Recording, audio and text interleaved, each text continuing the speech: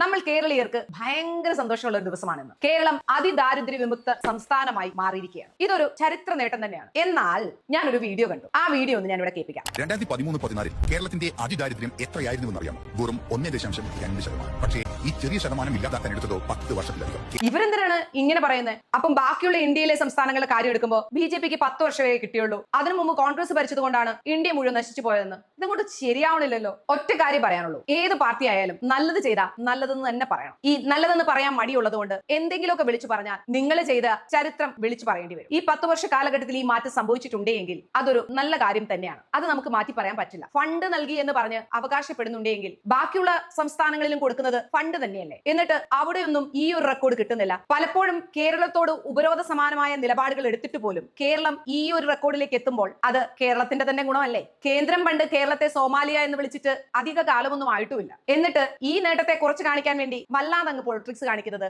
മോശമല്ലേ? നമ്മുടെ ബീഹാറിലോട്ടൊക്കെ 1,25,000 കോടി രൂപയുടെ പ്രത്യേക പാക്കേജ് ഒക്കെ നൽകി കേന്ദ്രം സ്നേഹിച്ചിട്ടുണ്ട്. കേരളത്തിന് ആ പിന്തുണയൊന്നും കിട്ടിയിട്ടില്ല ഇതുവരെ. വേണ്ടതുപോലും പലപ്പോഴും നിഷേധിക്കപ്പെടുകയാണ് ഉണ്ടായിട്ടുള്ളത്. എന്നിട്ട് കേരളം ഇവിടെ എത്തി നിൽക്കുന്നില്ലേ? അതുകൊണ്ട് പാർട്ടിയൊക്കെ മറന്ന് ഈ ക്രെഡിറ്റ് കേരളത്തിന്റെ ഈ സർക്കാരിന് തന്നെ അങ്ങ് കൊടുക്കുന്നല്ലേ നല്ലത്. ഇനി BJP സംസ്ഥാന പ്രസിഡന്റ് രാജീവ് ചന്ദ്രശേഖർ എന്ന അദ്ദേഹത്തിന്റെ ഒരു FB പോസ്റ്റ് കണ്ടു. അദ്ദേഹം പറയുന്നു, മുഖ്യമന്ത്രി പിണറായി വിജയൻ സഖാവ് തന്നെ പറയുന്നുണ്ട് കേന്ദ്രമാണ് ഇതെല്ലാം ചെയ്തതെന്ന്. അദ്ദേഹം പറഞ്ഞത് ചന്ദ്രശേഖറിന് മനസ്സിലായില്ലെങ്കിലും പൊതുജനങ്ങൾക്ക് മനസ്സിലായി. കേരളത്തെ വെച്ച് ഇന്ത്യക്ക് ലോകത്തിന്റെ മുമ്പിൽ അഭിമാനിക്കാമെന്നാണ്. അതിനെയും വളച്ചൊടിച്ച് സ്വന്തം പോക്കറ്റിൽ ക്രെഡിറ്റ് ആയിട്ട് കയറ്റുകയാണെങ്കിൽ എന്താ ഇപ്പൊ പറയുക? പിന്നെ കേന്ദ്രത്തെ വെച്ച് പറയുന്ന വാദങ്ങളൊക്കെ BJP ഭരിക്കുന്ന സംസ്ഥാനങ്ങളിലെ ദയനീയാവസ്ഥകൾ എടുത്തു നോക്കിയാൽ നമുക്ക് കാണാവുന്നതേ ഉള്ളൂ. ബീഹാറിൽ അതിദാരിദ്ര്യ നിരക്ക് 33.8%. അവിടെ BJP സഖ്യം 10 വർഷത്തിലധികമായിട്ടാണ് ഭരിക്കുന്നത്. എന്നിട്ടും അവർ 36ാം റാങ്കിലാണ്. ജാർഖണ്ഡിലുള്ളത് 28.8%, UPയിൽ 22.9%, മധ്യപ്രദേശിൽ 15.8%. ഇങ്ങനെ ഉയർന്ന ദാരിദ്ര്യ നിരക്കുകൾ വല്ലാതെ അങ്ങ് തുടരുന്നുണ്ട്. കേരളത്തിൽ ഒരു MLA പോലും ഇല്ലാത്ത